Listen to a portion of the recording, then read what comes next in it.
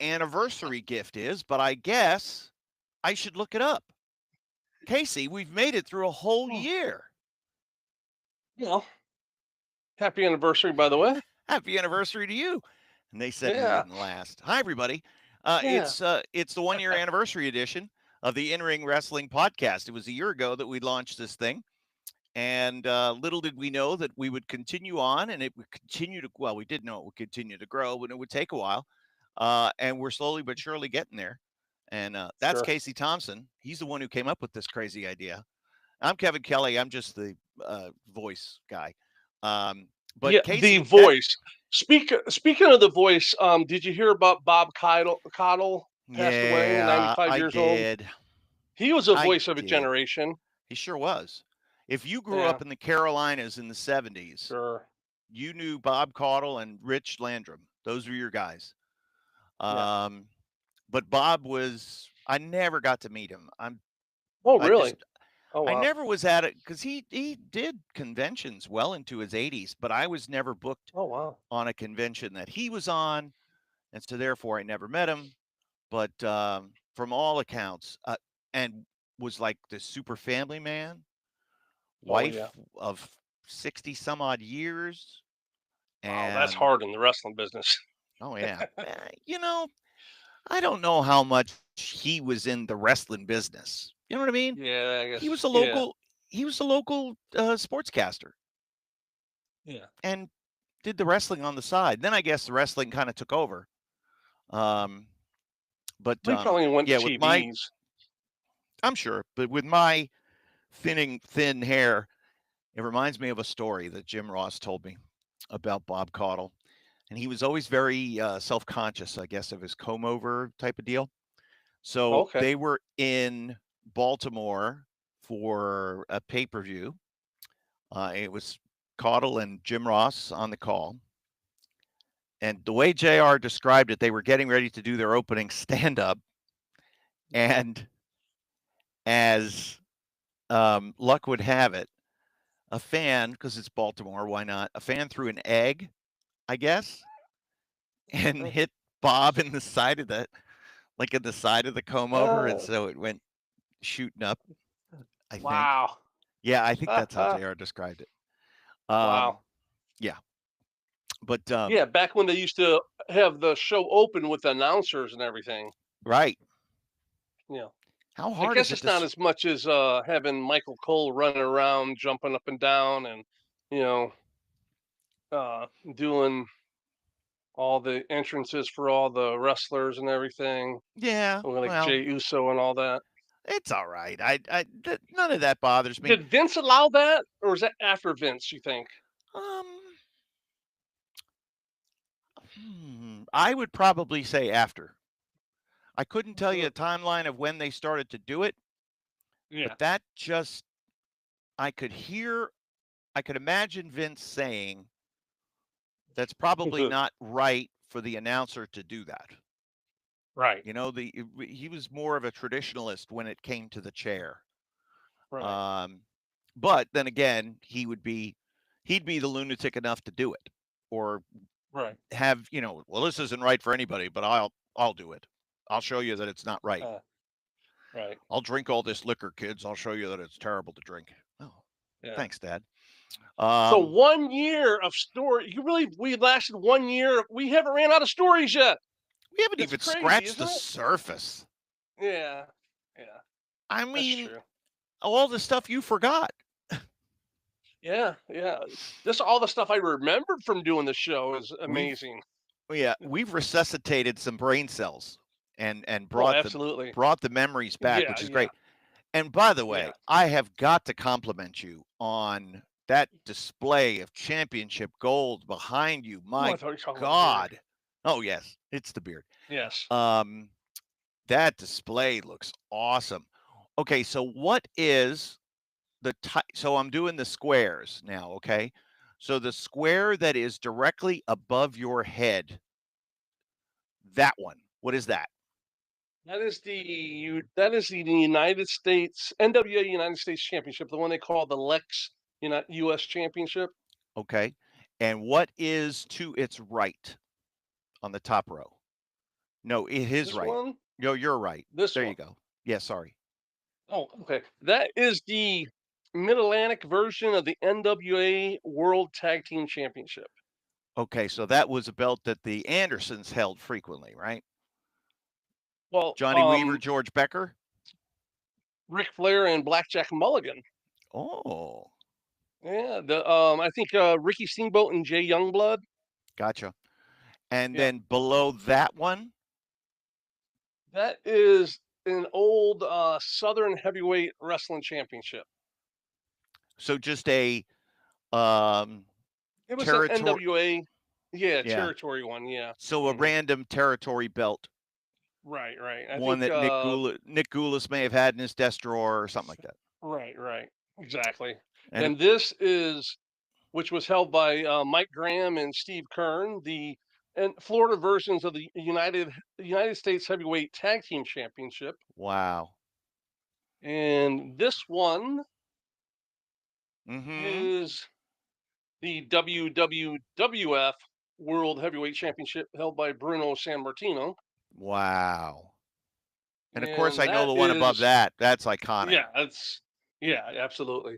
And this is a good one, is the NWA National Tag Team Championship. So Arn and Tully would have held that. I'm sure um, Ole and Arn uh, held it. Ole and Arn. Yeah, I think Ole and Arn had that the most. Yep. Probably, I would imagine Cornette's guys, the Midnight Express, would have it. I don't know if that So, title was and still then, around. and What's this that one? is that is the one of Hogan's world titles, one of the ones from like I think 85, 84, somewhere in there, one of the bigger ones. Okay, So wow. yeah, so And it's there's more to come. Yeah, a lot of more to come. It's never going to end. yeah. It's a habit that I'm like full fledged into. You know what?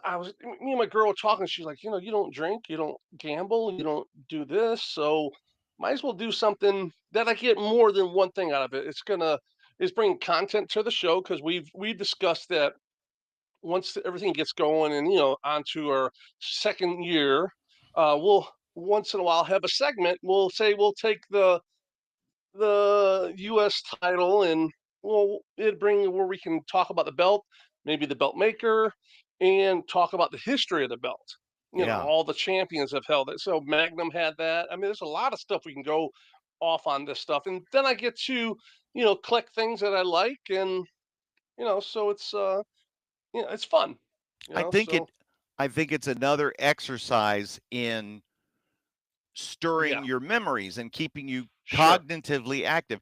And for those of you who are just joining us on this journey, Casey Thompson, of course, had a long in ring career. And for a lot of his in ring career, he would be the guy that would be currently in Turn the ring. lights. Oh, Yeah. And then would be looking at the lights. looking up at the lights later on. One of those classic enhancement wrestlers who's probably had over 100 matches at least with WCW, with WWF, Oh, at least. At least. more. Yeah, yeah, Yeah. yeah. Definitely And more. while he was also, wrestling full time throughout the 90s and early 2000 and was getting racked in the head a lot with the chairs and other blunt instruments, as Yeah. was the time, and as a result has dulled a couple of edges, and we're sharpening them here. That's what we do every week on a Sunday live, and then of course in Absolutely. clip form on the YouTube Shorts. um, Yeah. I've loved this journey because I've seen your growth as a storyteller and as Mm. a historian, which has been really great. Which I'm is sure crazy some to of it hear. was, yeah, but I'm sure some of it was comfort. At first it's Yeah. like, and then the recall may not have been where it needed to be, but over Right. time the reps of doing it has really kind of loosened things up, and now Yeah. it's just it's great, and all the things that you're doing honor the sport that you love so much that you grew up as a kid watching and wanting to be a part of. Yeah. And that's really what this past year has been, and Mhm. beyond, of course, continuing on from here. But yeah, that's And it one of the doesn't things. hurt when I get up in the morning either. That's true. I Yeah, always that's told the nice. guys, so when guys would come and do guest commentary with me, either in Ring of Honor or in New Japan, I would say, hey, hurts a lot less sitting here, doesn't it? You don't take near as many bumps, do you? Telling you what, Yeah. when you don't want to do the wrestling thing anymore, you might want to think about doing this. Because talking about it is sure as hell a lot better than doing it. Although doing it gets you a special rush, so they say. Was there any one particular person that was a guest commentator that you like, you know what? Surprisingly, he was really good, and I'd love to have him back another time. Oh, more than most, really. Oh, There really? were only a couple of duds, where it's like, Oh, okay. um, Who's the but worst one that we're like, you know what? Just stick to the ring.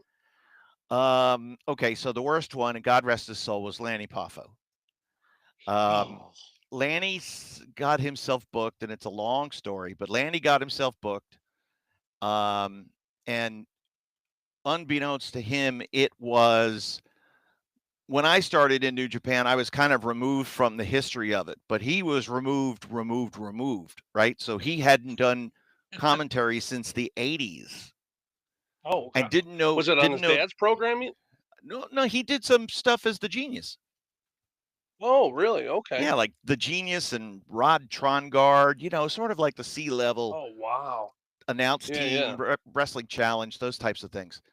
Right. And he really didn't follow the current product overall in wrestling, Yeah. and certainly didn't follow Japan when he was active.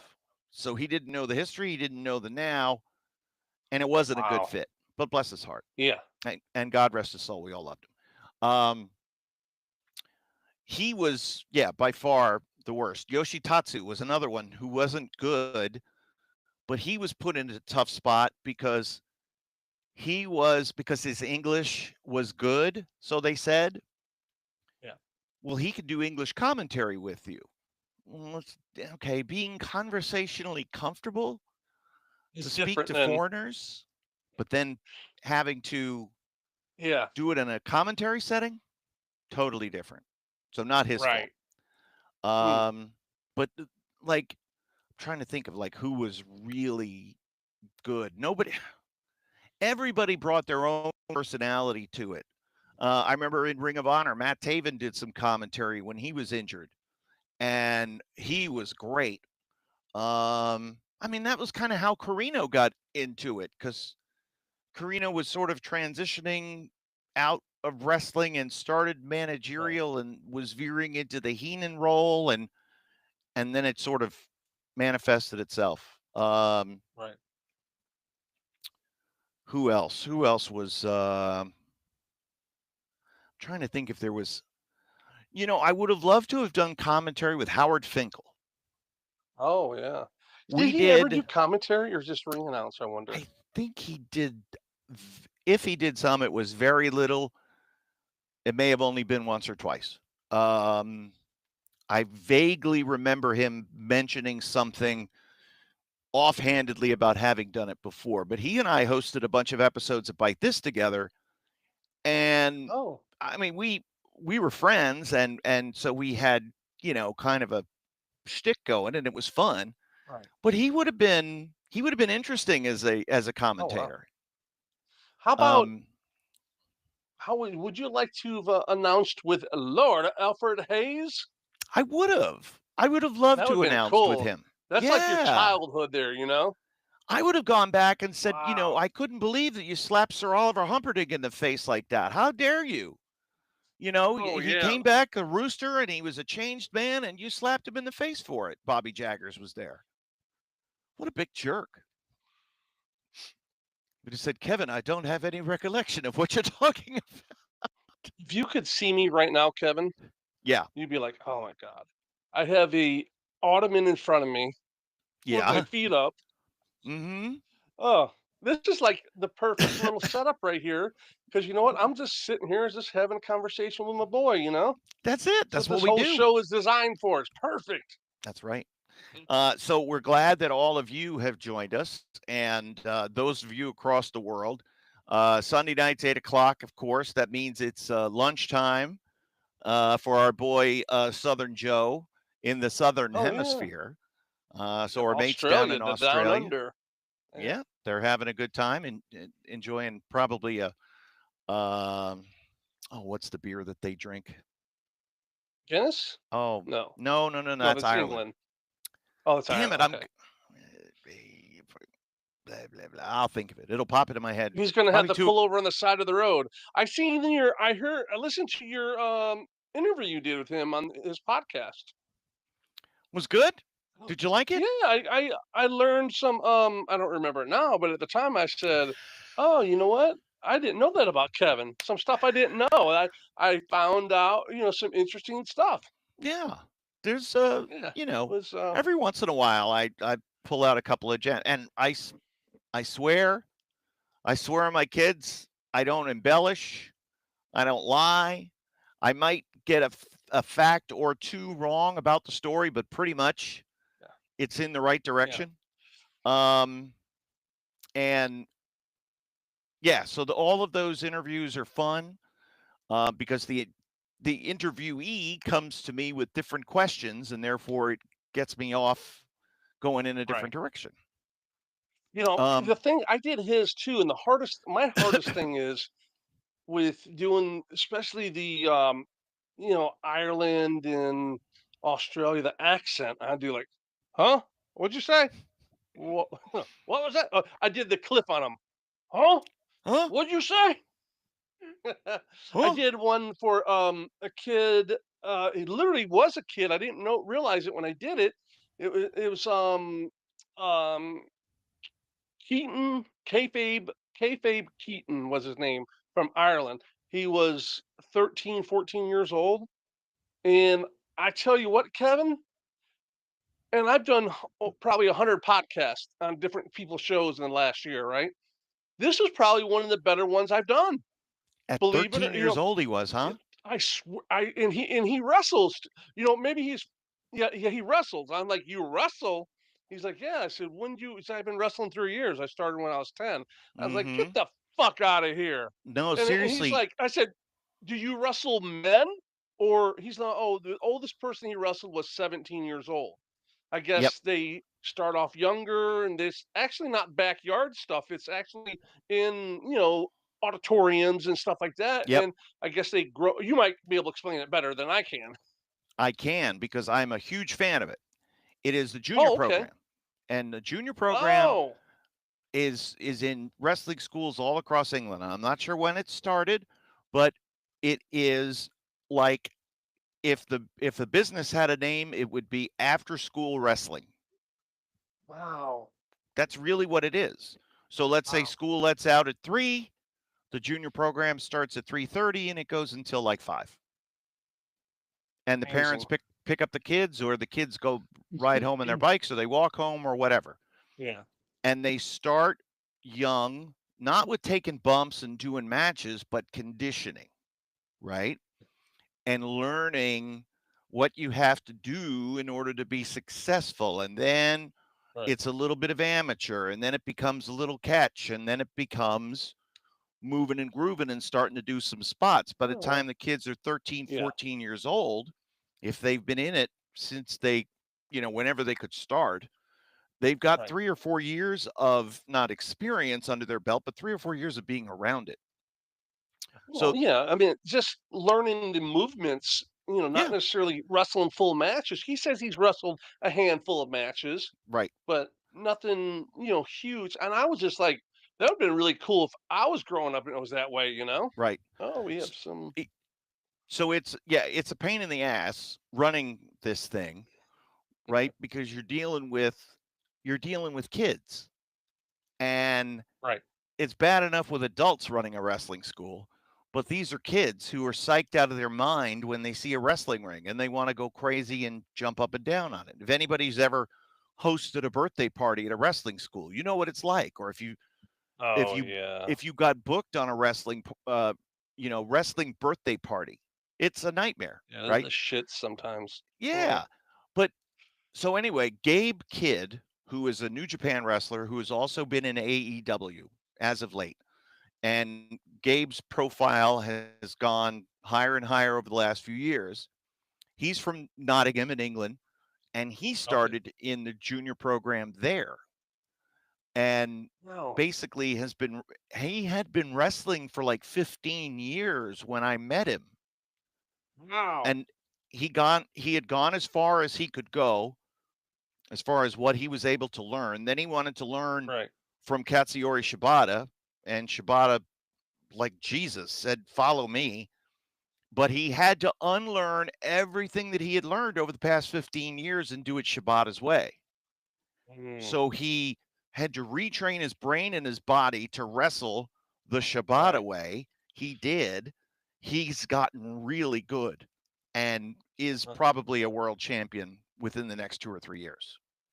wow. He's freaking amazing. But what a story, right? Like starting as a kid Yeah. and being a full grown man and having like a decade plus of experience under your belt.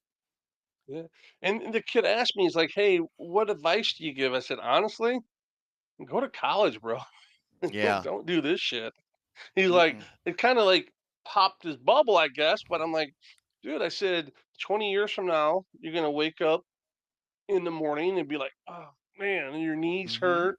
You walk hunched over. I mean, A to Z. You have all the issues and everything." I Right. said, then I said, it doesn't mean that you're gonna make it. Yeah, did I have a career? Sure, sure. What degree of success? I guess that's to the eye of the beholder. But it's not the best person gets the job. You know, Right. it's the luckiest person sometimes. The right It spot, right place, right time. it gives You know. you the opportunity to have a lottery ticket that might Oh or yeah. might not cash. Um, and again, Mhm. one of the things that I worry about with kids that young, and I have recommended starting junior programs. I know they've got one now at the Monster Factory. There are other Really? schools who have junior Yeah, they Wow, I'm again, out of the loop. it's starting to become a thing because after school activities, a lot of kids, you know, the organized sports thing.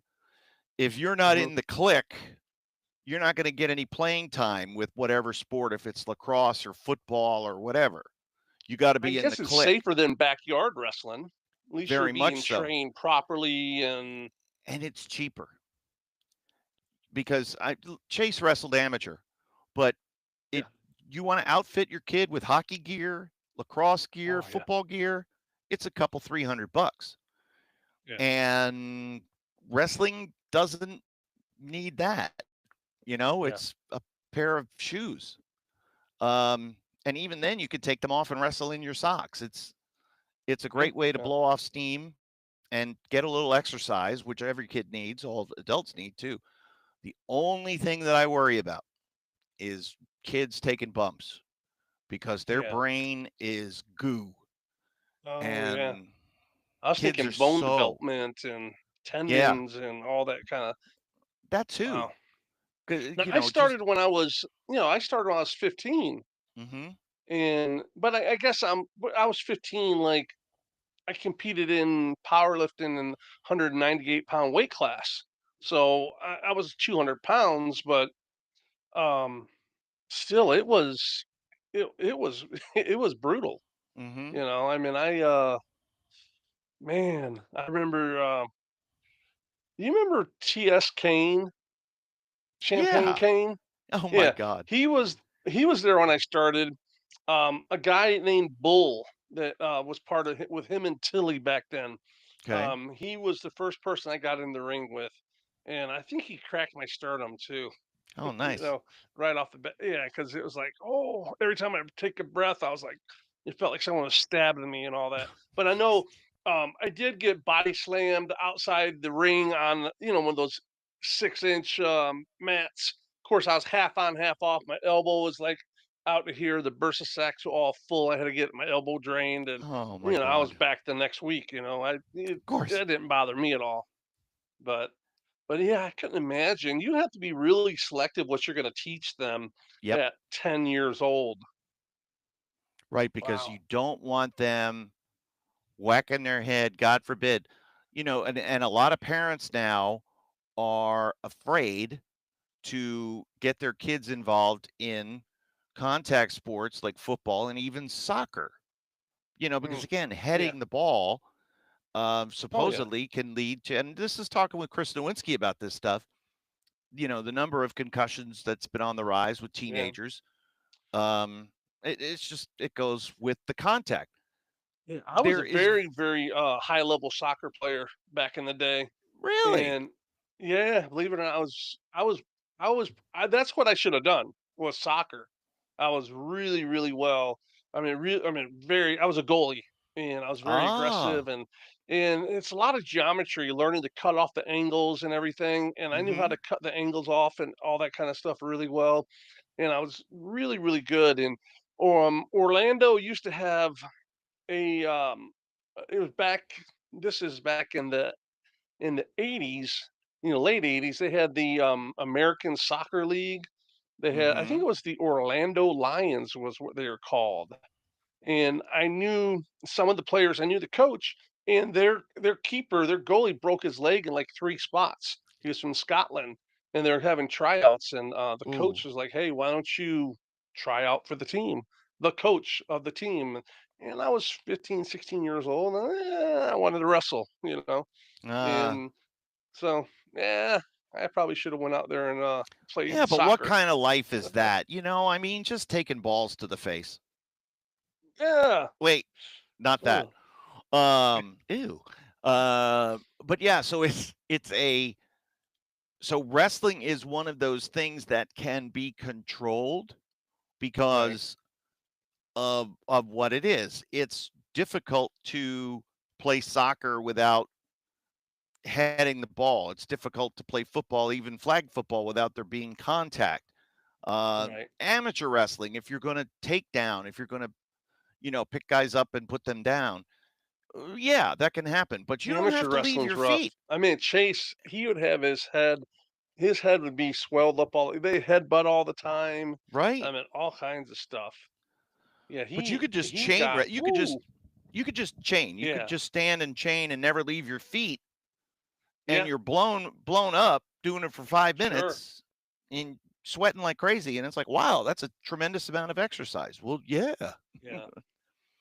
So The first thing they want to learn is when they get there, even like the grown-ups, they want to get in the ring and let me hit the ropes and do this. And, it's not that easy. And nope. so I imagine how hard it is to keep those kids' attention to learn the stuff before like when I started, you had to work your way into the ring. Tell me It about wasn't that just like, because I was just going to ask you, did you guys get to jump in the ring and jump up and down right away, or did you have to work into that? So no, you please. worked into it. You were outside the ring chain wrestling, just like you're saying, you're learning how to lock up. I must have spent an hour, the first couple weeks, about an hour just learning how to lock up properly. And I can't tell you how many times doesn't it seem so simple locking up, right? Boom, Right. collar, elbow, lock up.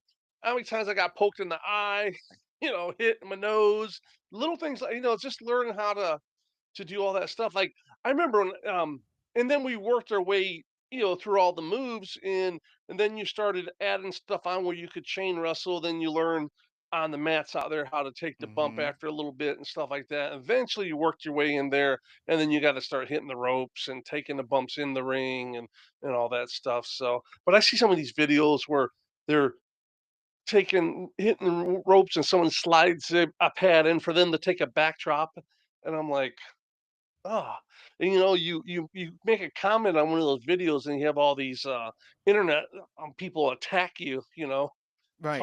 talking shit about you when you say something and all that. It's just crazy. But yeah, we I had to work our way into the ring. We just didn't start off in the ring. right, right. And kids and adults too, because adult fantasy camps are a lot of fun and a good moneymaker for Yeah. schools because you get, 8 or 10 buddies like a bachelor party or something, and they all want to jump off the top rope until they actually do it and they realize how much it Ah, hurts. yeah, Yeah. yeah. Um, and it's so the enthusiasm wanes quickly, but then they wake up, and a lot of it is, too, like they get the welts on the sides from hitting the Oh, ropes the good first gosh, time. yeah. Yeah, and You get a that's bruise. You have three bruises. Doop, doop, doop.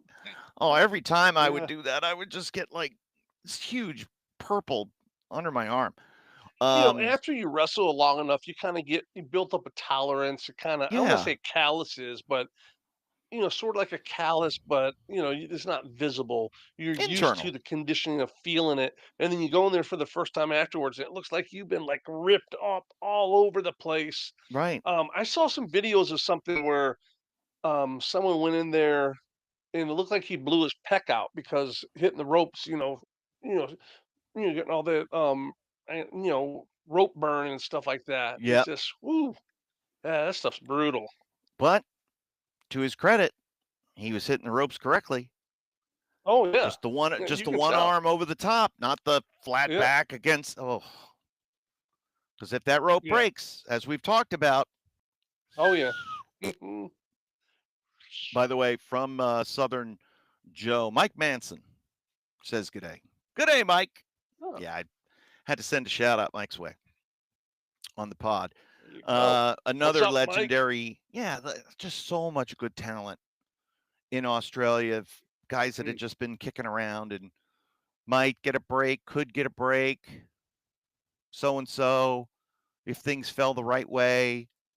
yeah, And for a lot of guys, it just didn't happen. But um, for the select few, again, like a talent like Rhea Ripley sure. is always going to stand out.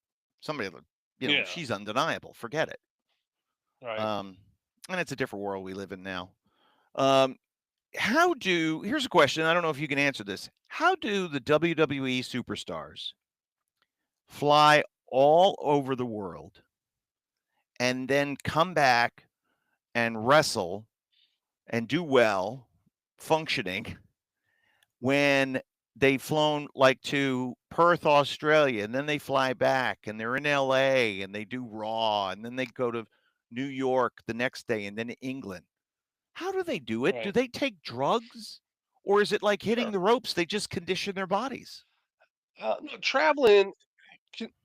I remember going on little trips and like, man, I'm not built for this anymore. Driving. I did something. I went up to my daughter's in Georgia, went somewhere else. I had like 3 days in a row. I was traveling, six, Mhm. 7 hours each day. And I'm like, man, I'm not conditioned for the it's all about being conditioned, being able to get up, go through the airport, pack your bags there. It's just not one thing. Everything has to fall into place.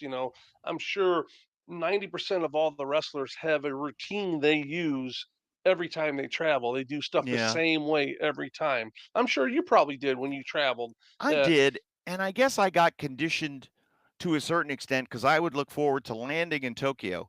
And when we would yeah. fly into Narita, I would make sure that when I got to the hotel, the Tokyo Dome Hotel, I go to the 7-Eleven next door. I'd get a gallon of water. I get a couple of like Gatorade things. It was called Pocari Sweat. It was just like a really good Hmm. electrolyte drink. Couple of that, a couple of like seltzers, Right. um, and then drink all of that as much as I could and go to sleep early. Wake up the next day and Yeah. kind of feel normal. But man, I don't know. It made me Well, crazy you have to though. realize the lifestyle is kind of conducive for that travel because they're up late, so they're out and they're getting messed up out in the bar drinking. I don't know if it's as much as they was back in my day Yeah, because I a don't lot of know. they probably go back to the hotel and play video games now. you know all the guys instead of I think going out that's to the always. bars and stuff. I think don't they all smoke weed now? Isn't that the thing? Yeah, I would imagine. I think they're Yeah, allowed to smoke weed now. I don't think they test for weed anymore. I know I in don't think that's AEW on the. it's fuck everybody smokes weed. It's crazy. Yeah. Do they have do they drug test at AEW They or no? so they had hired a second doctor who was so not Doc Samson, but the other guy was going to be the one to administer the drug tests. So he could be the heel and not Doc Samson. Uh, And that was going to happen a couple of weeks after when I got sacked. So right. Um, Hmm, but I didn't have a chance to stooge it interesting. off to anybody. I would have smartened all the boys up. The drug tests are coming. I didn't get a Right, chance to. right. I'd have talked to that Wow. Orange You Cassidy fella, that guy that's on all the beans, all the magic beans, that oh, Darby so you do a Allen. lot of uh like you do a lot of psychedelical things? Oh, I don't know. I don't know. Oh, But the yeah, marijuana is a frequent herb. It's a sure. frequented. Yeah. Nothing wrong with Yeah, I it. mean that's it even back in the day it was. Mm-hmm. Are you Oh, I'm taking a sorry. I selfie? had a notification. No, I Oh, was looking at a notification, gotcha. eBay. Ooh, how are we doing? Yeah. Oh, well, we'll find out in a few hours. Damn, I gotta wait a few hours. I don't like this. Um, I know. so But of course, over the past year, we've delved into our time respectively that crossed over right. when you were in WCW and Yeah. I was in WWE. One of the first stories that we talked about was something that somebody wrote on Twitter, and I think it was it Brian Solomon, the author? He I think it was him who said tongue in cheek, I miss when the guy would just incessantly ring the bell. Yeah. I saw and something like that. Yeah. and Here we go. That was I me, was bud. like, I got the guy for the job. And that was on that crazy. Absolutely. Next week we were going to get into, because this week's anniversary week, so let's get into the your favorite, whatever you think is the best Nitro. And there's a couple of really good candidates I thought of, like off the top of my head, and one of them was one of those outdoor shows, because Yeah. it was so like wow, and they freaking dropped the cow on those, man. They were hot shotting like mad on those shows, Hmm. Yeah. and there you were, perched high above. Ding, ding, ding, ding, ding. I was three scaffoldings high above everyone. It was a pretty cool concept. I will talk more about it next week probably, but it was a really cool concept watching them. Because I was really involved in watching the behind the scenes. We our call time was like 1 o'clock in the afternoon, 2 o'clock in the afternoon, or 12. I think it was 1 o'clock or 2 o'clock. Hmm. So we had to be there all day and do. We had absolutely nothing to do. So I'll just watch. Some people just go sleep. I would watch. I would sit out there and watch them set everything up and the Hmm. production of it all and everything. And it was really interesting and fascinating to me how it all come to. But what really was interesting was watching when they had that first Raw. I'm sorry, first Nitro on MGM outside the front gate, and how they built the little stadium and everything. I thought it was really really cool, and I was thinking the feeling you get when you're at the matches like that, and this like the sound and everything from Hmm. when I used to go, and the smell and all that. I was just thinking about that other day. It was just like it was so powerful just thinking about all that stuff and everything. It's There is a mildewy comfort that I yeah. get every once in a while. I'll be somewhere and it's like, ah, it smells like a wrestling ring. Like, this thing has been outside. It's just been absorbing water and sweat for decades, and Yeah. it it kind of smells, but it smells good. You And know what? it's a The familiar smell. It's like, oh, grandpa smoked cigars and I smelled a cigar. I yeah. used to hate it when I was a kid, and then it's like, oh, I smelled one the other day and it reminded me of him. Oh. There's two things this week that came to my mind and was nothing of importance. This stuff that comes in and out of my head. One was when we did all the TV at MGM and Disney and stuff like that. There was no catering at all. They had no What? water for you, nothing. And I remember, and we're out there for 10 hours a day, because we're doing three shows. So finally we end up saying something to Paul Orndorff, like, Paul, man, can you get us some chips or something? Yeah. He came in the next day and was like, "Here, guys, like 4 big supersized bags of Doritos." Not even individual ones, like big Just ones, and just threw them on the table.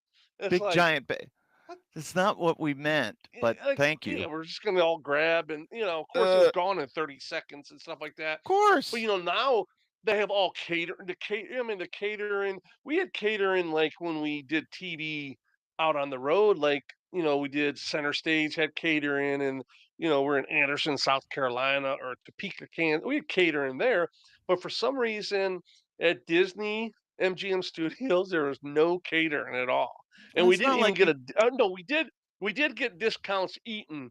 We got employee discount the employee discounts. We had matter of fact, I don't know if you'll be able to tell. This is one of my production Oh, hell passes yeah. we had to wear. It's like I'll just throw them in here. There you go. We had to wear those back in the day, and then so it's had that. Oh, that's nitro, full access. Yeah, Damn. I had that stuck on something for years. I just took it off and put it on here. I mean, everything. I just been setting up some stuff and everything, and I found a pack of frames, and so Is let your me neck throw the stuff in there. is your neck all jacked up? Oh yeah, You oh yeah, oh you can you tell have when I move. yeah. You can't turn your head very well? Here, this is me. I'm going to turn my head to the right Yep. as far as I can. Ready? Yep. Oh my And go to the gosh. left. Oh my That's it. gosh. Now I'm going to go up. Now I'm going to go down. I can go down. Ugh. Up is No. yeah. So let's start a kids wrestling program There you for go. 10-year-olds. Oh. Yeah. Now what This can is they why I do say for go to college. yeah. What can be done? What That's have what you they did. They did it. That's what they did. They so the fused it all. oh. I had a level 4 fusion. They fused. They did what's called a fusion cage. They Mm. took in because everything in my neck, basically, um, if you say you have 10 vertebrae in your neck, about 7 of them were done. So they Wow. put cages around all of it, and they did 4 of them, where they spaced it out 4 of them. And what they did is they were all over the place. They brought them all back together where my head would be straight and not all like hunched over like this or anything. They Wow. made it where my head can go straight and stuff like that. But I can't go back any further. This is high, as far as I can go. But Mhm. it's the price you pay to live in your dream, I guess. Yeah. Being a being a wrestler. How are your So, shoulders? they're not bad. I've No? always had my shoulders have always been really good. I'm having one that's giving me a little bit of problems, but for the most part, they're not bad. But I have an arm that falls asleep every night when I'm sleeping. If I don't sleep like the right way, or if I sleep too long, it falls asleep and it goes numb. And those fingers at the end were they're they feel like they're on fire down here, like Mhm. about an inch of the digits on all the fingers are on fire. And I'll be laying in bed and I'll be doing like elongating my neck and Yeah. stretching it to try to get circulation. You know how like when you're sitting on the toilet and your leg fall asleep, so you lift up Yeah. like this to get a little blood flow to wake the leg up. Yeah, you playing Candy Crush and all of a sudden it's an So hour. going to that actually is a little segue into my next story. So I remember wrestling for WWF. I mean, it was in the early 90s, 91, 92, 93, somewhere around there. And I remember my back was jacked, like out of whack. And for some reason, um, I always thought Jumping Jim Bronzel was a chiropractor. Okay. And I think I heard the name Jim. He's like, no, it was Jim Hill. It was the Ultimate Warrior. Used to be a Ah. chiropractor. So uh, he's like, hey, come. Well, he's adjusted me before. So he took me, and the Ultimate Warrior gave me an adjustment. right there in the locker room one time. Really? So yeah, I just for some reason I was sitting there and Bronzo was talking about it, and I'm like, oh, that's right. I totally, Yeah. totally forgot about it. It's one of those things that just came back to me. That's one of the other things that of non-importance that I remember this week. No, that's But good yeah, though, because you yeah, got it's cool.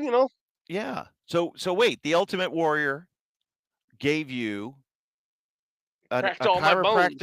a chiropractic adjustment. Yes, yes, and Did you you could feel now? it all the way to my toes. Yeah.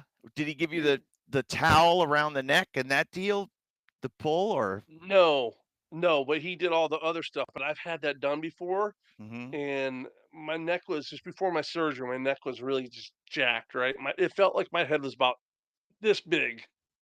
It felt like I had a 10-pound weight on my head, like a Oof. bowling ball up there.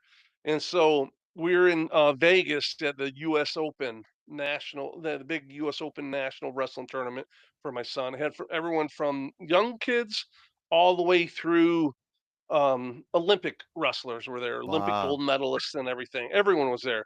And when they have that, it's really cool because they have all the vendors there and the free stuff and all that. Well, one of them was a chiropractor, so they're like, yeah, they thought I was just like one of the wrestlers, a coach or something, right? Because I had all the backstage credentials I snagged from, one of the coaches, Hmm. all the U.S. Army was there, all and they're all buddies with my son. It's called the WCAP, World Class Athlete Program. They're Okay. part of the U.S. Army, but they get paid to wrestle. And one of the guys was his name's Spencer Mango. He's a three-time Olympian. He was buddies with Chase, and he came when Chase was probably 10 or 11 years old. Came and stayed at our house for about a week just to fish with Chase. And I took him out, my old partner, wrestling partner. I took him out Hmm. on his boat, and he thought it was this guy's like 29 years old. He thought it was Chase's friend because they're both the same height and everything. Oh my The guy's like God. really short. Yeah, he's like he wrestles 57 kilos, like 120 pounds, 121 Oh, pounds okay. or something like that. And this is a little guy. He's like, "Oh," because we went to eat, and he's like, "Oh, I'll take a beer." And he's like, "What are you talking about getting drinking a beer?" He's like, "I'm 29 years old or 27 years old." He's just a really cool guy. So I got his credentials, and so I went there, and they did that thing where they put it around your head. They had like a device, and they're like, "Just relax." And someone was holding my legs, and I felt everything from my top of my head to my ass. This, I'm like, oh my! And it was the loudest sound. You sound like when you're at a baseball game and someone hits a grand slam, just Hmm. knocks it out of the park. That sound Yeah, that's that ball against sweet. the Hits bat, the the sweet pop. spot of the bat. Yep. Yeah, that was my neck. And they're like, whoa. Yeah. There you go, sir. Sure, this is how we That's practice this kind of awesome. stuff. All right. Here's something. Just we'll give Okay. comic book Bob there the old Shoutsky. Thank you, Bob. Have we ever heard of Paradise Alley Pro Wrestling? That's a company run by Paul Roma and Mario Mancini. Well, I know knew Paul Roma I knew Paul and Roma I know trained Mario. guys. Yeah. I know I've never met Mario. Actually, I've never met Paul either. But Oh, I um, used to play cards with him. yeah, he's awesome. He Yeah. was in sales, so I used to work at a computer distribution company. They had a small warehouse. They were, kind of small potatoes, so they've grown exponentially over the last few years. Anyway, Paul Roma was a vendor rep. He was a rep for a company, Wow. and Yeah. some of the staff from D&H met Paul, and one lady in particular who was a fan of his from wrestling, she got an autographed picture of him. So I Oh was wow. like, "Oh, there's Paul Roma," and she's like, "You know him?" I said, "Yeah, of course. He's a big star." Yeah. But I knew Paul was training, and I did not I know knew the they name had of a. the school. Right. I didn't know the name of their organization. I knew they did stuff together. I did. Mario does a podcast with a guy from Ireland, Maurice, and I did their podcast with both of them on there. Very cool. So When yeah, but when I you and he talks a lot about Paul. excellent. When you so now you've got a straightened back because you had Spencer Mango's credentials and you got in the front of the Yeah. line and they popped you. Okay, but Oh yeah. did that hurt you more than it helped you because your neck No, was I felt incredible for a day. mhm, for a I day? felt great for about a day. Yeah, but Yeah, my head didn't feel like it was like a bowling ball anymore. It felt like just your head being up there. just a People normal don't head. realize how heavy the human skull is with the brain and all the water and everything in there. Mhm. You know, it's like basically like a ball on sitting on a toothpick is what it's like, you know?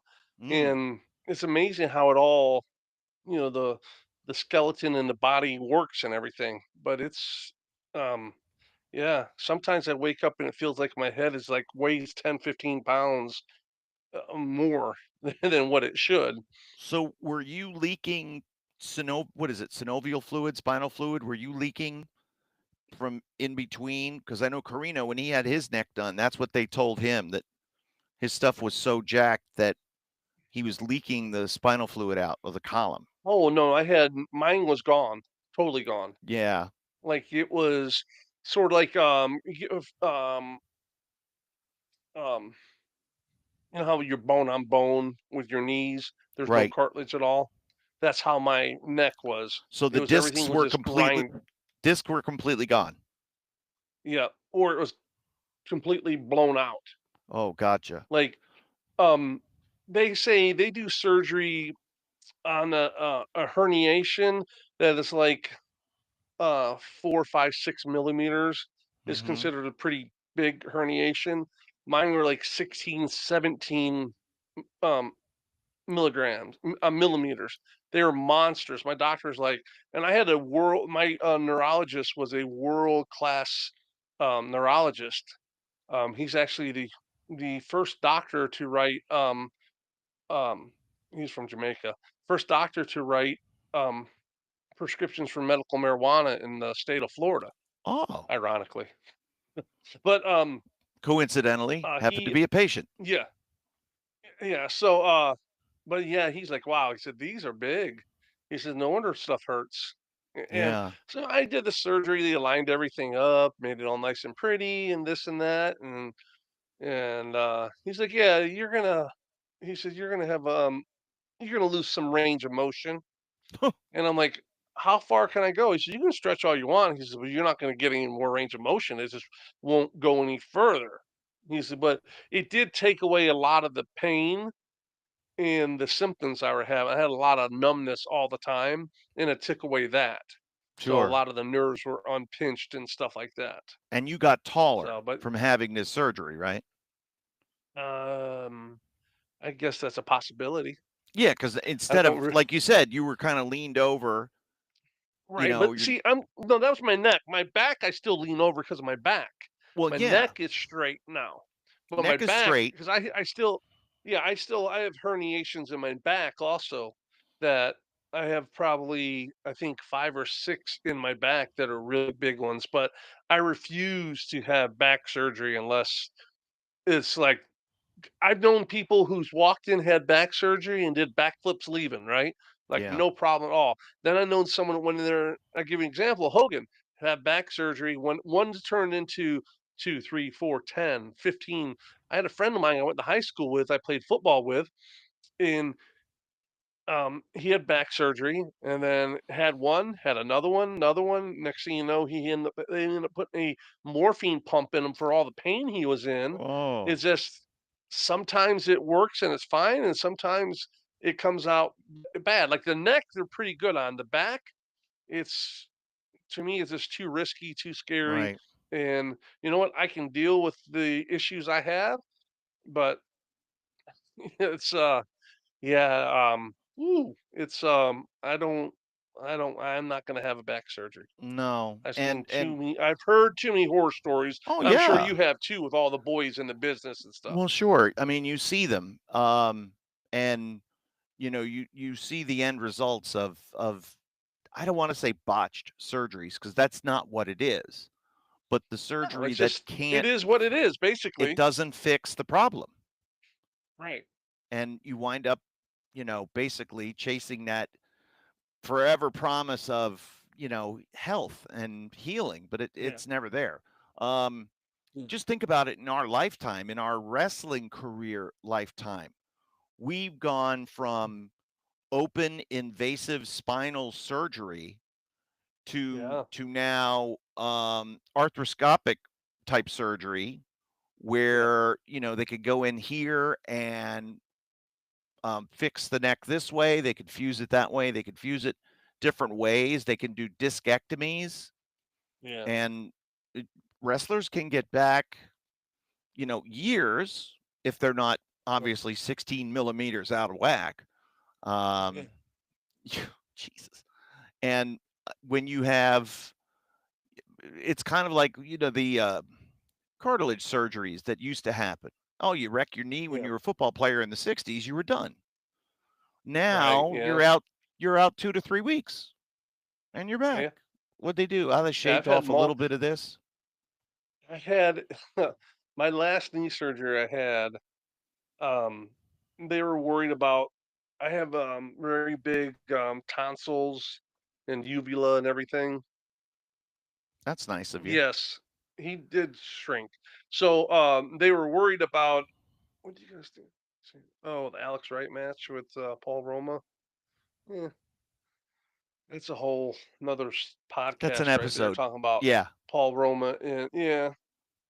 Um, I think Alex Wright could have whooped his ass if he wanted to, if Really? he knew better. Yeah, yeah, absolutely. No. Yep. Sometimes it's the way So you don't handle business that tells people all you need to know about them, yeah, if you're the guy in charge. Um, right. so when you were, so you had knee issues as Oh, well? oh yeah, I have no cartilage in my knees. They're bone on bone. They said my last surgery is like if you were 10 years older, and this was about 10, 13 years ago, somewhere in there. He says, you're 10 years older, I'll do a complete replacement on you. He said, you have no cartilage at all. And so they instead of put me under, with the tube and everything, they decided to um, just give me an epidural where I Because of was your numb from the waist down and they would uvula. yeah, and how I'm sitting in the chair like Mm-hmm. this was pretty much I'm on the table and they lean me up like this, put pillows behind me, and they said we're gonna just give you light sedation, right? And so you won't remember or what's going on, but you won't be out, so we won't have to put you intubate you or anything, right? Right. So I'm like, okay. Well, during my surgery, I'm like hearing I'm like, why did I hear Tony Schiavone talking and stuff like that? Well, apparently during my knee surgery, my doctor and his whole operating room were watching YouTube videos of me wrestling, and I could No hear wonder it why he's so because I bad. No wasn't wonder why. completely under. No. I wasn't completely under. I was just sedated with a twilight, Oh and my God. but apparently they take your knee and they jack that thing all over the place, and the way they get in there to clean it all up and everything. Mm. But yeah, I was like, "Man, that was weird having a surgery and hearing Tony Schiavone talking the whole time." That's heaven. You died. You died and gone to heaven. Tony Schiavone was calling your matches. Um, Some I saw something the other day about Tony Schiavone where um someone was talking about when he did TV and Tony thought he was better than everyone and wouldn't talk to the enhancement guys unless he absolutely had to. I didn't find him to be that bad. I found him to be very busy, is what I found. yes. He was in the busy mode, always on the go and stuff like that. But I mean, he would say hello and stuff like pleasantries and all that, but wouldn't had no never had any big conversations with him. I did with other announcers, Scott Hudson. Um, would always have conversations with me and, ironically, Chris Cruz, Dude. which no doesn't he doesn't like anybody. He No. liked me though. Yeah. Professionally had no problem with Chris Cruz as an announcer, and I've never met him. But yeah, I what thought he a had a good voice. he That did. it's a very distinctive voice when you heard it, you know? Mm-hmm. And I heard him do, I guess it was NPR radio, and Oh, okay. reading. I can't remember if it was the news or if he was the host of the hour, but Yeah. yeah, I was somewhere for wrestling and had it on in the car, and it's like, hey, that's Chris Cruz. Yeah. This is He perfect has so soundtrack much for a heat with wrestling trip. everyone. Yeah, I know. Well, he's very I outspoken. don't Yeah, well, I guess that gets you either, you know, if you're outspoken about what they don't want to hear, I guess you're gonna get heat with everyone, Yeah, you know? I mean, I guess we could if we just told everyone. I mean, we pretty shoot it straight, but we kind of don't look to get heat on ourselves. We just, if it comes up, we talk about it, but we're not always going to come up with we're not like heat seekers trying to bring up controversial talk every time we're on, which correct. some And it's guys, yeah, do. and I guess he does. if there is an issue that someone is particularly passionate about, like for example, if you were very anti steroids, if you were very anti drugs, then the conversations that we've had about the people that we know and the things that you've done in wrestling, it would be a completely different tone. Oh, I can't believe you did any of that. I think it's ghastly and how dare you and blah blah blah. And both of Now, us are like, talking about drugs, you want to hear a great story? I do want to hear a great So, story. so back when Cliff used to run Tuesdays at Fort Pierce Civic Center, Mm-hmm. right? We'd always go to like a school or something and do like a say no to drugs thing and trying to promote this show, right? So we all go up there and we're all like, drugs are bad, just say no, the whole gimmick and everything. And then Hack Myers would get up there and be like, Oh God. drugs are bad. Don't do drugs, give them to me. Like, you can't say that, bud. My bad, my bad. Don't do drugs, just give them to me. Yeah, give them to me to dispose of. Yeah. Meanwhile, he was Oh all jacked up, fucked up when he was telling people that too. God.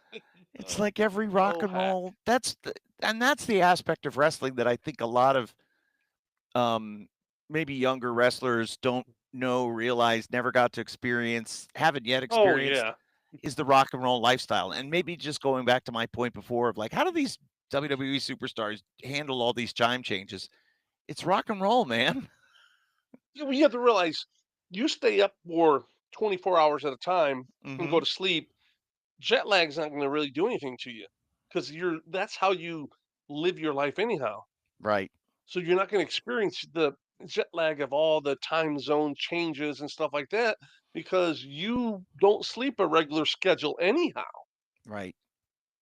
If I had It's a long nuts. flight, I would just try to stay up all the way until I got on the plane. Like if I would say, okay, what time is it going to be there when I land? Is it going to Mm-hmm. be morning time? Then I will sleep on the plane the whole time. That way, when I get there, it's morning time. Or if it's going to be nighttime, I would stay awake and then sleep when I get there. I would try Mm-hmm. to adjust my schedule. And because we're in different towns, different places, up and down, sometimes we sleep, sometimes you're up for a couple days traveling, so or sleeping in the car, so you could adjust on the fly.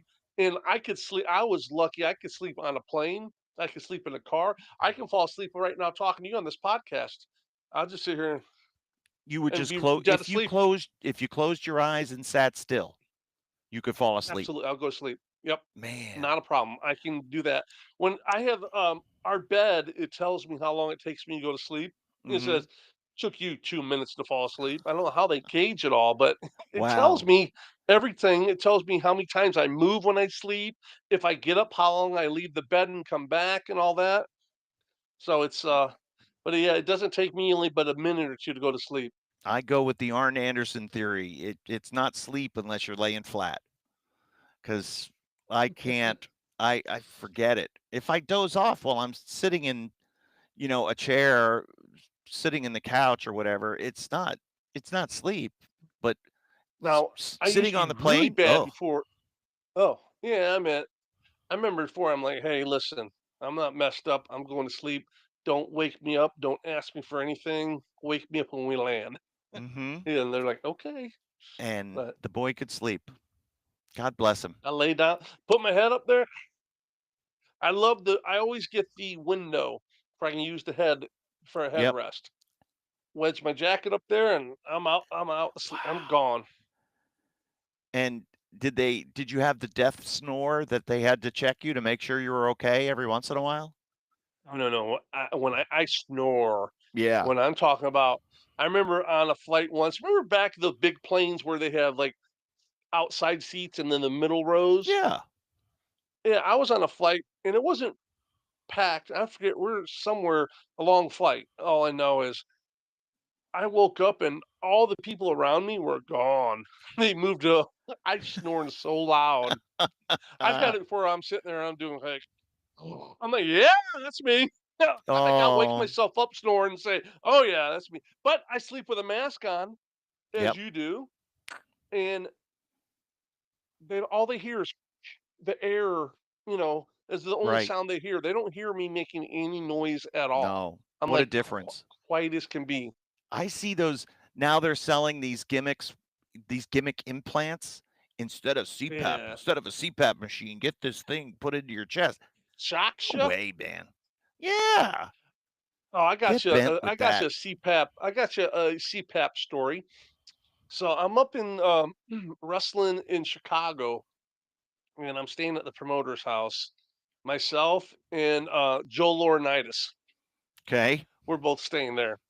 And I remember I was on the couch. He had the basement. I was remembering I sat down. I heard click, and I'm like, oh shit! I sat on my CPAP mask and broke it in half. Oh So I'm no. like, oh, I guess I'm not gonna be able to sleep with this. So I went to sleep. I thought I was having a great night's sleep, right?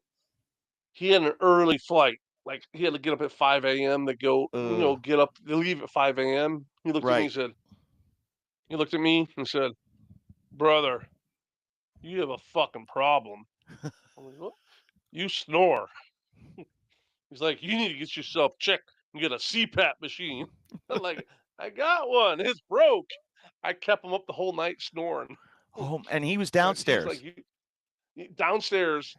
I Oh. snored so loud that he could hear me down there. And it's not just snoring; it's the choking. You sleep with Yeah. someone in the room, is sharing a room with whatnot. They're snoring. If they get a rhythm, you can sleep to that rhythm, right?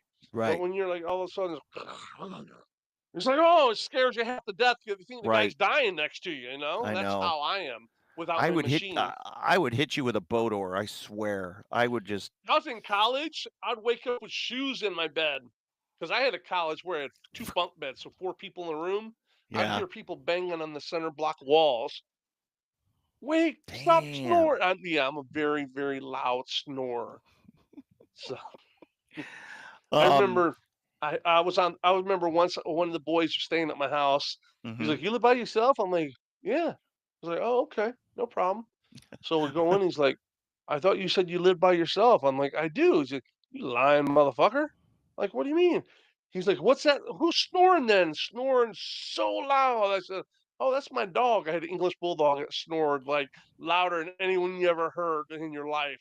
The loudest snore ever. Like, oh, I'd have to put earplugs in from the dog snoring. Like, Tank, wake up.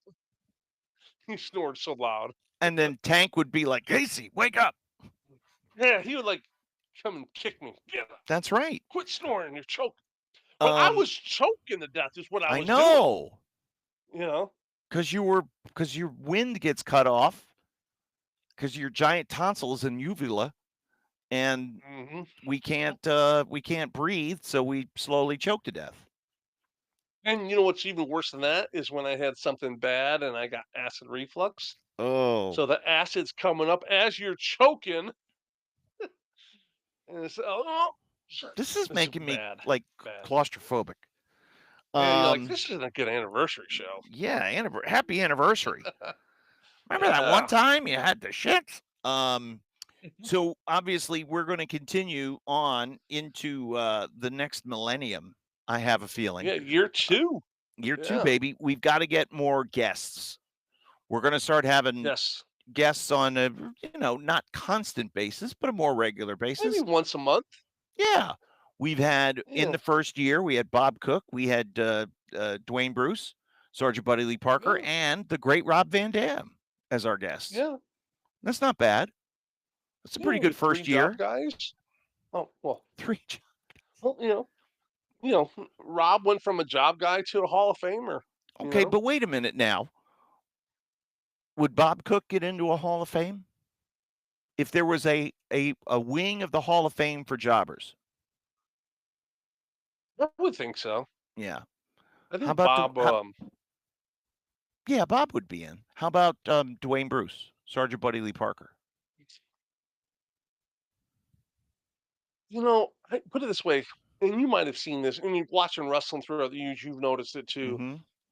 You've seen a lot of job guys that were Right. really, real the shits.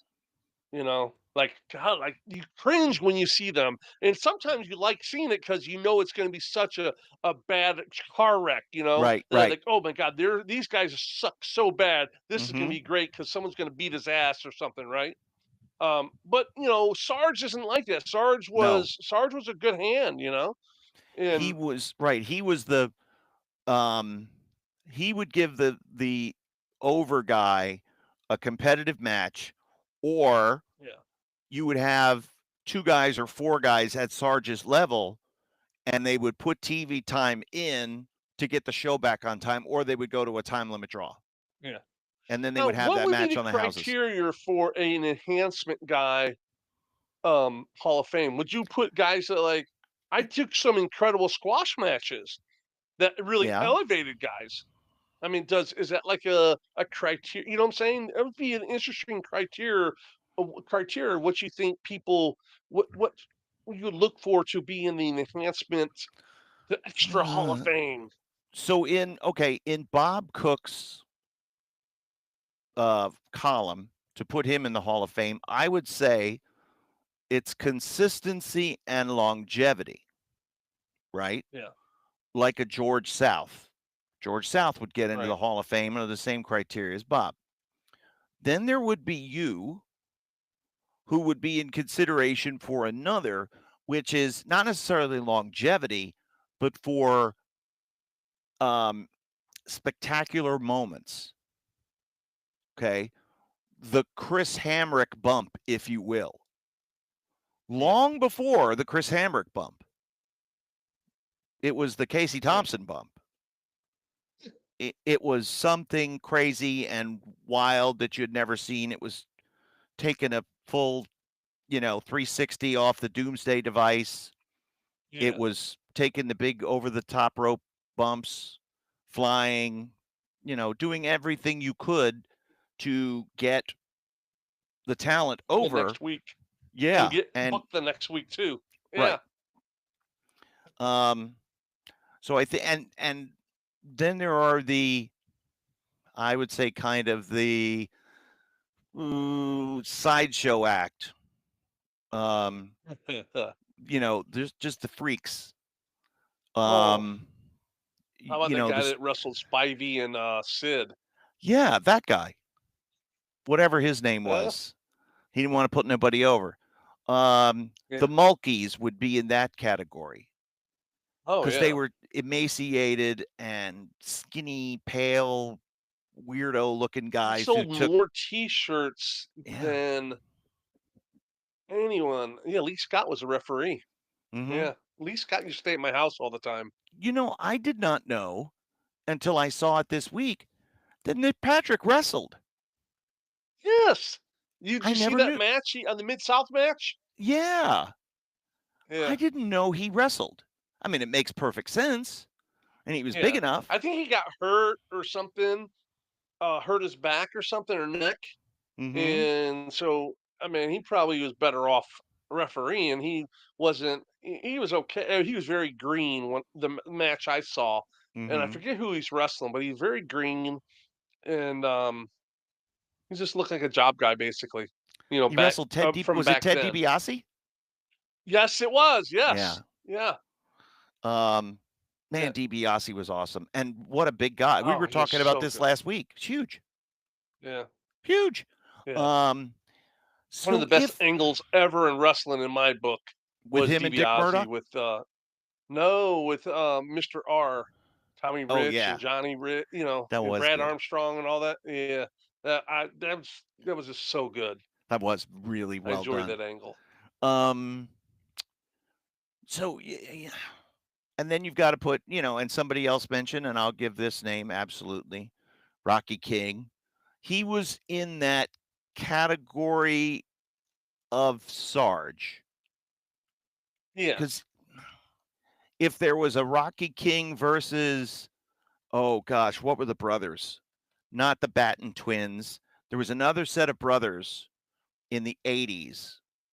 I'll think of their name 2:00 in the morning. Anyway, if Rocky King wrestled one of them, Rocky King would win. Okay. But if Yeah. it was a tag team of the two brothers versus Rocky King and a lesser job guy, the brothers would beat the lesser job guy. So Rocky King was sort of protected Yeah. in that spot because they would need him I on told you I did. house show matches. Yeah. I told you I did I wrestled Scott and Steve Armstrong with myself and Gangrel, Dave Heath. He was Vampire Warrior, and they took the pin on Dave because I was buddies with him. And he right after it, not a month later, he was on TV as Gangrel. Oh, geez. Oh, Yeah. and that's and again, just it's good to be friends, especially with the Armstrong. I bet that was a hell of a match. Oh yeah, we had a fun time. We had a great time. If you had I time, think if we you had like 10 if they minutes. gave I us think oh, we had a long time. I need to find that. I would enjoy that I match. don't even think they ever aired it because they were making the Armstrongs like a white supremacist kind of group. Oh. They were heels. So it's hey, how about Oh, Rusty because of the white. Brooks? Rusty Brooks is in it. No Yeah, doubt about it. yeah. I mean, if you wrestled Hulk Hogan on a TV match, that's deserved to be in it right there. You were in the open for years of Superstars of Wrestling. Well, yeah, I mean, that yeah. was prime time right there. Rusty Brooks is in it. George South is in it. Bob Cook is Harry in it. Horowitz. Yeah, Barry Horowitz. I don't know. Look, Mike Jackson. Mike Jackson's in it. Yeah. Mike Jackson's in Oh, it. he had. Here's one. Who? He's a This one? great worker. Great, Really good. Good house yeah, painter great too. worker. Yeah. I just seen him just not too long ago. Did you really? Yeah, he retired from welding and super nice guy. Very nice. And actually, when I was 12 years old, I used to set up the ring in Fort Myers, Lee County Civic Center. He was there. I have a picture. I just found some of the old pictures, and I had a picture. And I actually was a couple inches taller than him then. Wow. At 12 years Yeah, old. yeah, Now, Skip Young, those of you may not remember, Skip Young, for wow, me, was Sweet Brown Sugar. yeah, And he needed, and the gimmick was good for him because he had um, the lazy eye. And that always kind of affected how people perceived him as a babyface. Um, but he was talented. He wasn't a great promo, and that was the other thing. yeah, Physically gifted, amazingly talented, but not an enhancement guy. yeah. But I don't think, yeah, not a. I don't think he would be an enhancement. He was a territory guy, so Right. I think he would be kind of excluded. Even Denny Brown would be. He's a former I mean, NWA World Junior Denny did do a Champ. lot of jobs, though. He did, You but know he what's was the weird? Yeah, NWA Junior Heavyweight yeah. Champion. Well, Yeah, that's like saying Brady Boone. Brady Boone wasn't a job guy. Brady Boone put people over, but he was always on the verge of getting a push, Battle Cat, whatever, and was used all the time. I think that's who I did my match with LOD with. I think Brady Boone was my partner in that Yeah, match. Yeah, they're going to beat you in that. I can't believe the Armstrongs beat Vampire War. I can't believe they beat Dave Heath with the real Yeah, vampire teeth and everything. yeah, he was my. I was buddies with. I was buddies with all of them though. Yeah, it's But true. I was buddies with the Armstrongs. I used to wrestle with them all the time. Wrestle for them You and went all worked that. for him in Alabama, sure. Right? Um, Yeah. so there was a guy in Memphis, Jim Jeffers, definite regional territory guy, Hall of Famer. Oh yeah, yeah. I Um, know the name. and then you'd look at a name like a Mario Mancini, somebody like that, Yeah, yeah, WWF. But then you got yeah. SD Jones and Johnny Rods and Jose Luis Aren't they in Rivera. the real hall? Aren't they in WWE Hall of Fame Uh, already? Rods is, SD is. I think they stopped it at that. But then you look at somebody like Raul Mata, for example, Oh wow, who yeah. was a who was a great talent, but was a job guy in Florida. But Right, he had a career in California where he had gotten pushed. He wasn't a main eventer, but he was right. something, and he was kind of winding down his career in Florida. But he was on TV like almost every week, putting somebody over. Yeah. You know what you know what was really interesting when I used to do jobs with the WWF? I'd go up there and Pistol Pez Watley was a job guy up there. Mm-hmm. Black Bart was doing jobs up there, Damn. and like Sam Houston. Right. Sam Houston he's a job guy, always a job guy that gave a title to give credibility. They give him credibility, give him a little rub where they could use him on a house show to help draw a little bit. Right. But um, yeah, it was amazing some of the people I seen up there doing jobs with me. Like I'm like, man, I used to watch Pistol Pez Watley. He's a Mm-hmm. Southern heavyweight champion in Florida. Yeah. I saw him in a steel cage match against Kevin Sullivan. He was, if you watched, Pez was great though. right, if you watched 85 Crockett TV, uh, Shaska Watley was involved with Paul Jones and Baron von Oh Raschke in the yeah, angle that would yeah, never end. Um, yeah. Kendall Windham was there doing jobs with us before. Kendall Windham. He Yeah, was, yeah, not a job guy. Um, trying to think of who but a lot of else. times they would put his matches with they put him in a tag team where the other guy would take the pin and Right. he would get over, or he'd do a singles match against someone and it would be, a 50-50 match and he would put the guy over. It's not Yeah. like they would just Or like totally just job him out. we're getting into, so the babyface shine, it's all Kendall. Then the heat starts. Then the angle starts. Yeah. And they'd wind up throwing the match out. You'd forget that it was a Kendall Windham match, but Kendall Windham would look good enough because, again, they used him on the road. And Yeah. they never wanted to beat those guys into powder on TV. Right. So they would take care of him.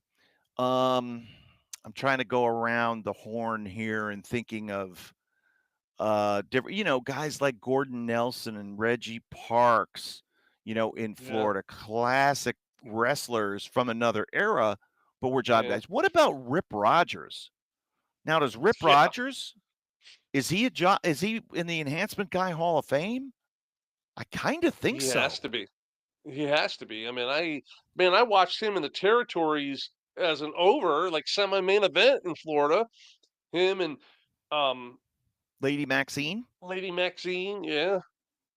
Bugsy was in all those angles and stuff with him. Right, right. But then he was there every week doing jobs with us in WCW. Yeah. And before, so he was a little bit over here, he was a little bit over here. He was working with the Poffos early in his career and Yeah. did did some stuff, did stuff in Puerto Rico. He was working constantly. He wrestled all Yeah. over. He did stuff in the Maritimes for Emile Dupree. He wrestled in Calgary. He was everywhere. Yeah. But I think he's in the Enhancement Guy Hall of Fame and a hell of a trainer too. Yeah. Fantastic. Oh yeah. Yeah. Um, He looks a little strange now when you see him. Every yes. time I see him, I'm like, it just doesn't look right. It's like the look is odd to me. I mean, those peaks are insane for I saw a picture of Hogan with his son, with Nick, and I looked at Hogan. Hogan, big head, huge fist, Mm-hmm. big mitts, right? But the face was big, but the whole body, the skeleton was all just like it just Mm. looked nothing like him. I mean, I guess it was right before he passed away, but I Yeah. even zoomed in on the picture and everything, and I was just like, man, it's like you can tell his body just was deteriorating. I mean, right in front of you. I Yeah. mean, it was like, wow, it was something to see the I'm looking picture. I was forward just to like, wow. I want to get to that stage of life where I'm starting to wilt away, starting to deteriorate, and I finally like get to my goal weight. It's like, oh, I finally did it. I got the wasting Yeah, one way or disease. another, it's going to happen eventually. That's true. Um, so if we, I'm trying to think of I can't think of any Texas TV jobbers. Um, Yeah, that's true. I'm sure we have some Texas people that watch it that will let us know about it, but um, man, Jim Jeffers was the Memphis guy, but what were those twins? They weren't twins. They were brothers, and I think it was Jeffers too. I got to look it up. Anyway, we could do this for hours, and in fact, we probably will do this for hours at some other point. Um, but happy anniversary, Casey. Thanks for a fun year. oh, oh, you too, Kevin. This is it it seems like it's been a long time, but it went by really fast. I I know that's kind of know. oxymoronish, but it's like it seems like we've been doing this for years already, Yes, but it's I just a was year. I was surprised when you told me that it was a year, and I was like, "Damn, it was." That's right. Because I happened to look at my calendar. I knew it was in November, Yeah, and the actual first episode was tomorrow, Monday. So this is when we're celebrating. It's that's today. But yeah, I had it in my calendar and I saw the notification pop up. I'm like, oh shit, let me shoot you a text and see what you yeah. think on. So 1 year down and many more to go. Yeah, I gotta wrap this edition up because I gotta be up early. I know. I know, You man. It's like liking the new schedule, right? I love it. I love it because I sleep 3 hours at a clip. I'll go to bed. I'll go to bed by 10. I'll wake up at 1. Oh, okay. I'll be up for a little while. I'll fart around and then I'll go back to bed. And then I'll sleep until 4. Oh wow. And Oh wow. I'm perfectly fine. Like that's how the years and the jet lag and everything else has kind of messed my sleep up. That's where I'm at in life. Sure. Yeah. Um, I but go to anyway, bed late too myself, and I get up and I'm like, "Oh, let's go!" I get up out of oh, bed 15 minutes before I had to clock in. damn right. 15.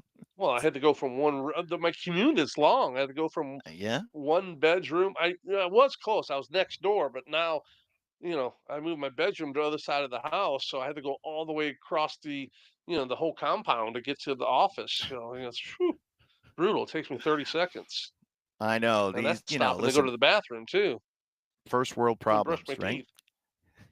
But I'm working right Um, now. I'm working those 9 to 9 hours because yeah, open enrollment for insurance. that's it, baby. All right. Yep. Well, that's going to do it for this 1 year anniversary edition of the In Ring Wrestling Podcast. We thank everybody who joined us in the chat. We thank all of you for watching and continue to like, share, subscribe, hit that like button, and get some notifications going. So when we put up new content, you'll be the first to know. And then you can tell everybody. So for Right. Casey Thompson, I'm Kevin Kelly. We'll see you next week right here on the In Ring Wrestling Podcast.